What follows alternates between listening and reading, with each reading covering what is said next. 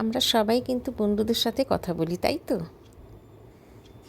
আচ্ছা বলো তো, তোমাদের মধ্যে কজন এরকম আছে যে এই মুহূর্তগুলোকে ভিডিও ক্যাপচার করে নিজের কাছে রাখো? হ্যাঁ, স্পেশাল কোনো বন্ধুর সাথে কথা বলো বা নিজের কোনো খুব স্পেশাল কাছের লোকের সাথে যদি কথা বলো, তাহলে এরকম ভিডিও ক্যাপচার করে রেখে একবার দেখো।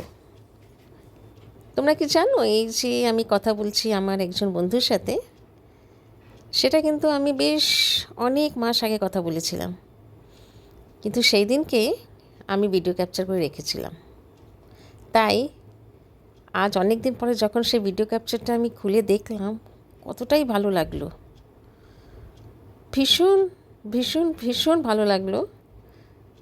সব কথা মনে পড়ে গেল। তার সাথে আমি কী কথা বলেছিলাম, কী কথা হয়েছিল, কত আনন্দ, কত মজার কথা বলেছিলাম, এগুলো সব মনে পড়ে গেল। দেখো তাহলে তোমরা একটু চেষ্টা করে দেখো, কারোর সাথে যখন কথা বলো আর তারা যদি তোমার কেউ প্রিয়জন হয়, কাছের জন হয়, একবার চেষ্টা করে দেখো সেই মুহূর্তগুলোকে ভিডিও ক্যাপচার করে নিজের ফোনের গ্যালারিতে রেখে দেওয়া।